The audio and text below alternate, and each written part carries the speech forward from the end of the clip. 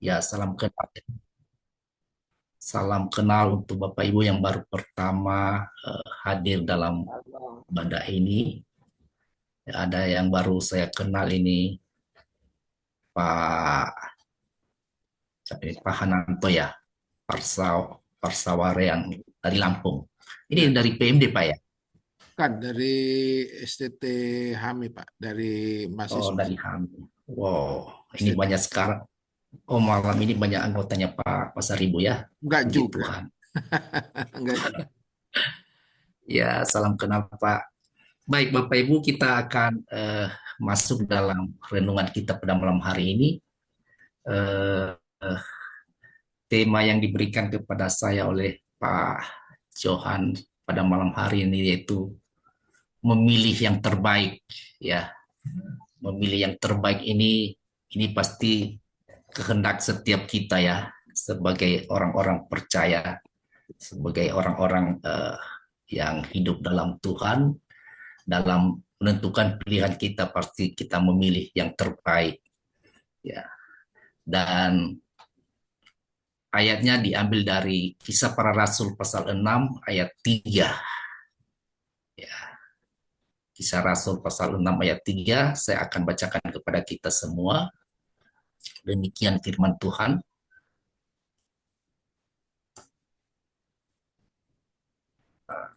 Sebentar.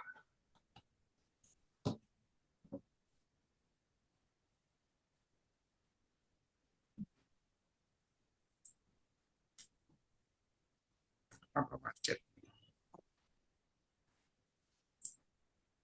Ya, demikian firman Tuhan. Karena itu, saudara-saudara, pilihlah 7 orang dari antaramu yang terkenal baik dan yang penuh roh dan hikmat, supaya kami mengangkat mereka untuk tugas itu. Ya, saya baca sekali lagi dalam terjemahan bahasa Indonesia masa kini.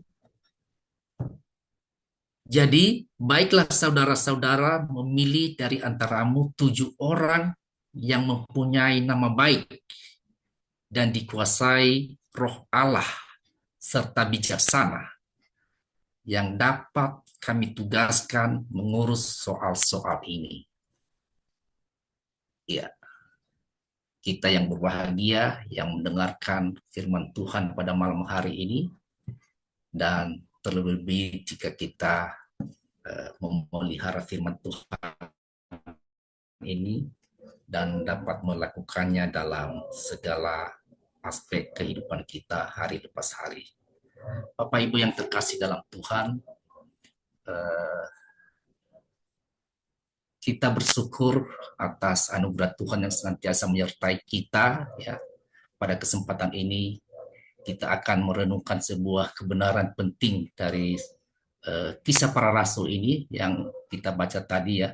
Dikatakan karena itu saudara-saudara pilihlah 7 orang dari antaramu yang terkenal baik, yang penuh Roh Kudus dan hikmat supaya kami mengangkat mereka untuk tugas pelayanan ini.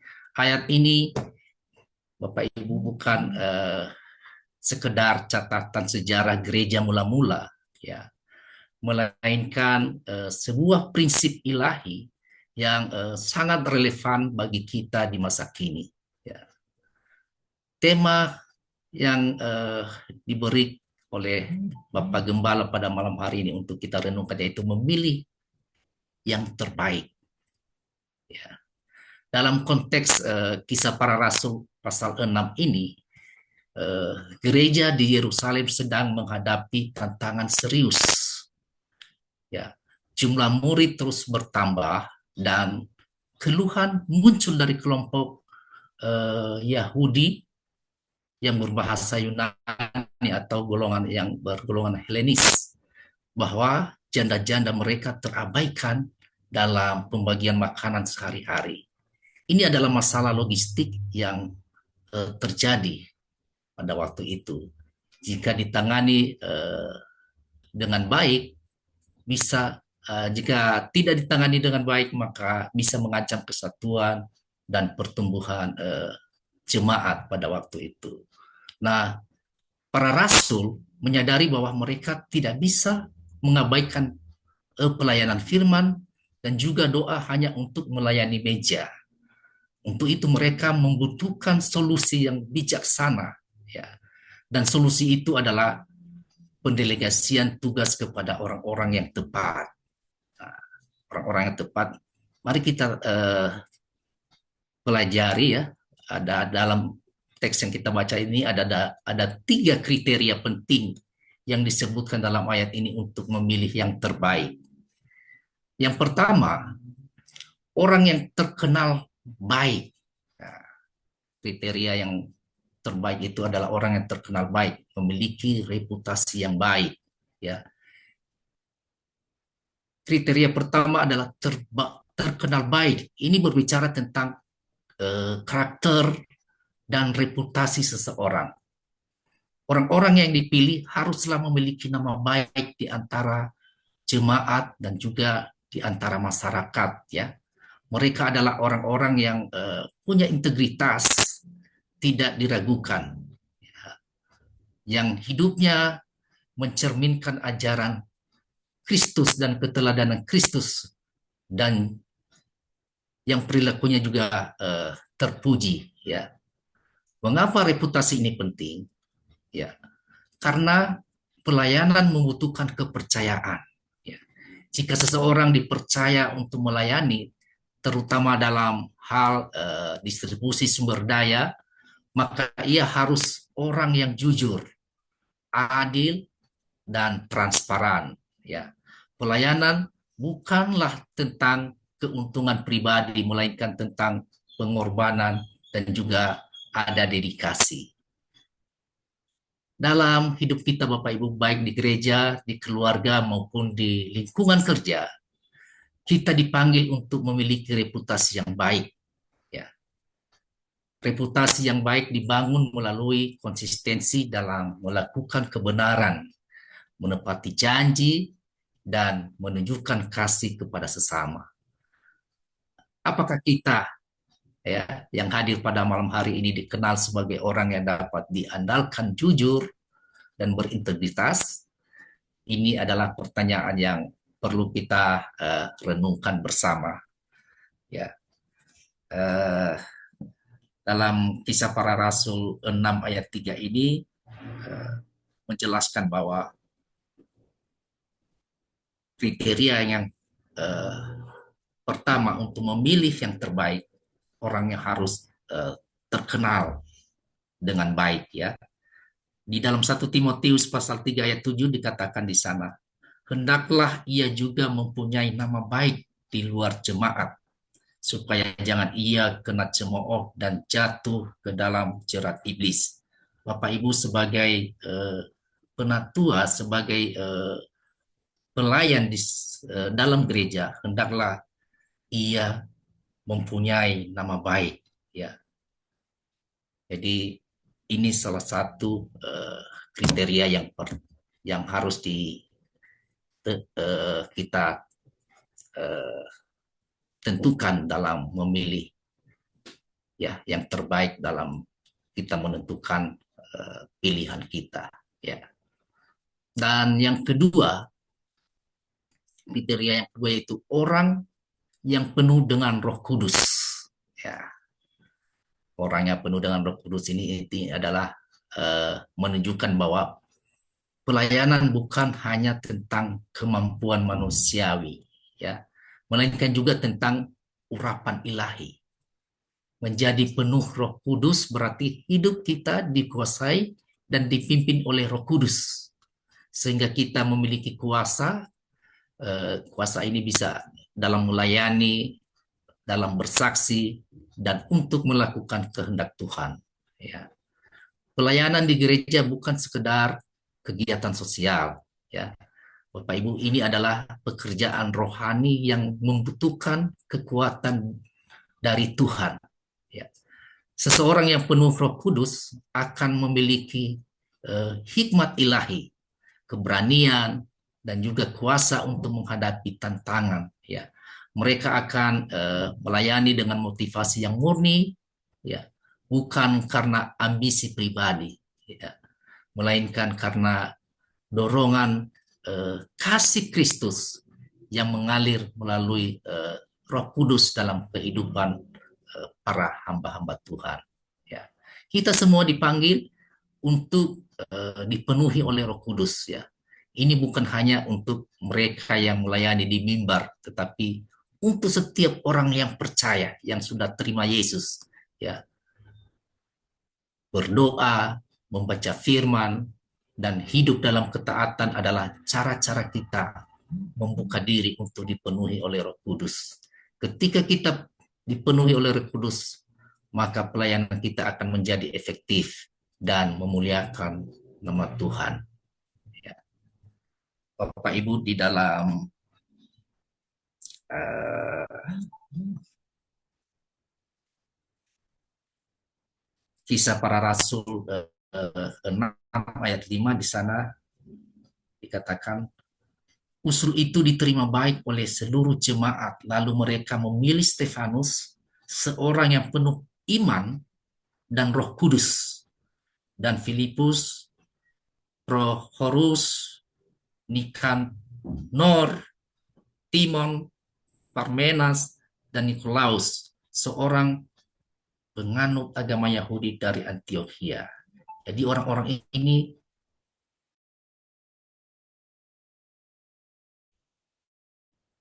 mereka dipenuhi dengan Roh Kudus. Salah satu di antaranya Stefanus adalah contoh jelas seorang yang penuh dengan Roh Kudus, dan dari hidupnya terlihat keberanian, hikmat, dan juga kasih Kristus yang nyata dalam kehidupannya.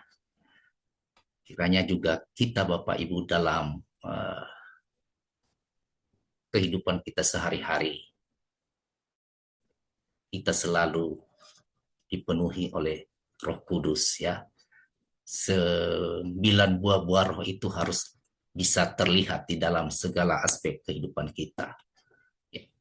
Dan yang ketiga, ya, kita cepat aja karena kita nanti ada ruang untuk diskusi, ya, dan tanya jawab. Poin yang ketiga ini yang terakhir, yaitu orang yang penuh hikmat. Bapak Ibu yang terkasih dalam Tuhan, kriteria yang ketiga adalah penuh hikmat.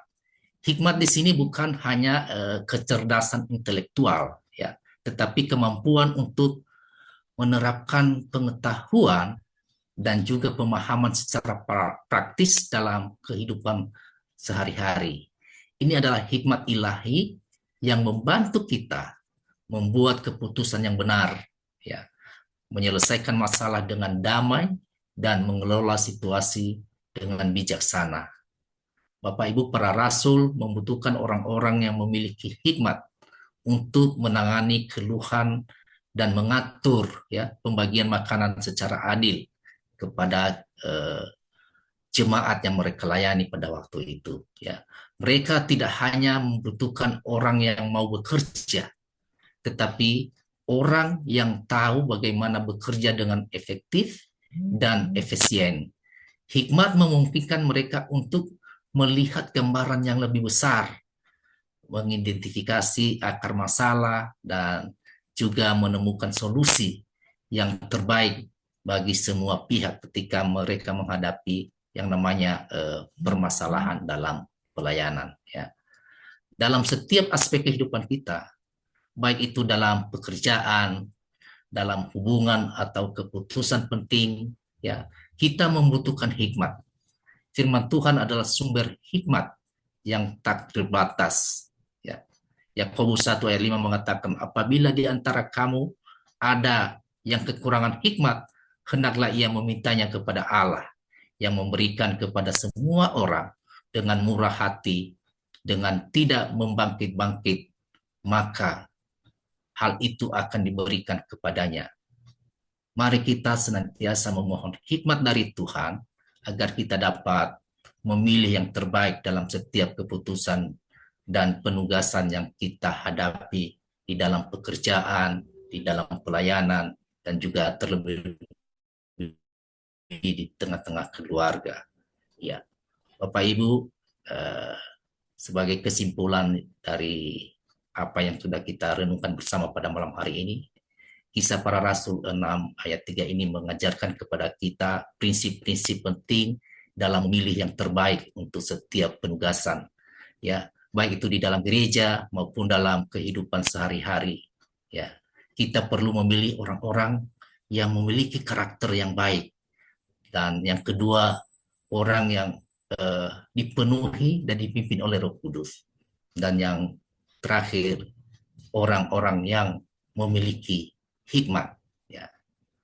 Prinsip ini berlaku bagi kita dalam berbagai konteks, ya, dalam memilih pemimpin, baik itu pemimpin gereja, pemimpin komunitas, atau pemimpin di tempat kerja, ya. Kita harus melihat bukan hanya kemampuan, tetapi juga karakternya, spiritualitasnya, dan juga hikmat mereka, ya. Dalam memilih pasangan hidup juga begitu. Memilih yang terbaik berarti memilih seseorang yang memiliki kualitas-kualitas rohani yang kuat, ya, sehati, sepikir dalam melayani Tuhan, ya. Begitu juga dalam memilih teman, ya. Lingkungan pertemanan kita sangat mempengaruhi hidup kita. Pilihlah teman yang mendorong kita untuk bertumbuh dalam iman dan kebaikan, ya. Dalam menugaskan pelayanan juga demikian. Jika kita adalah pemimpin, marilah kita belajar dari para rasul, ya, untuk mendelegasikan tugas kepada orang-orang yang tepat, yang memiliki kualitas, ya, dan kualifikasi rohani, dan uh, juga tiga kriteria yang sudah kita uh, dengarkan pada malam hari ini. Begitu juga dalam mempersiapkan diri kita sendiri. Jika kita ingin dipakai Tuhan, marilah kita berusaha untuk menjadi orang-orang yang terkenal baik. Juga kita harus penuh dengan Roh Kudus dan juga memiliki hikmat yang berasal dari Tuhan. Bapak Ibu yang terkasih dalam Tuhan, jadi kenal prinsip dari Kisah Para Rasul 6 ayat 3 ini sebagai panduan kita, ya. Marilah kita selalu berusaha untuk memilih yang terbaik, bukan hanya berdasarkan penampilan luar, ya, atau kemampuan semata, tetapi berdasarkan kualitas-kualitas rohani yang mendalam. Dengan demikian, setiap penugasan yang kita emban, setiap keputusan yang kita buat akan memuliakan nama Tuhan dan membawa berkat bagi banyak orang, ya, orang-orang yang akan kita layani. Ayat penutup dari renungan kita pada malam hari ini, ya, saya akan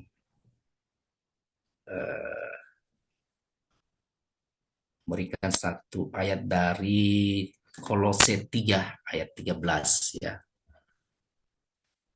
Hendaklah perkataan Kristus diam dengan segala kekayaannya di antara kamu, sehingga kamu dengan segala hikmat mengajar dan menegur seorang akan yang lain, dan sambil menyanyikan mazmur puji-pujian dan nyanyian rohani, ya.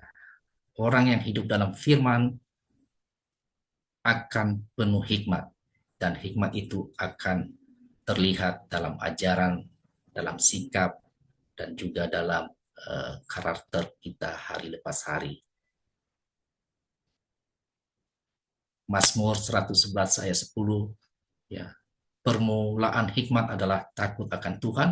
Semua orang yang melakukannya berakal budi yang baik, ya. Orang yang takut akan Tuhan akan menjadi orang yang berhikmat. Takut akan Tuhan adalah dasar utama hikmat yang sejati. Baik Bapak Ibu, demikian yang bisa saya sampaikan untuk renungan kita pada malam hari ini. Kita akan masuk nanti, ya, dalam ruang diskusi dan tanya jawab. Di situ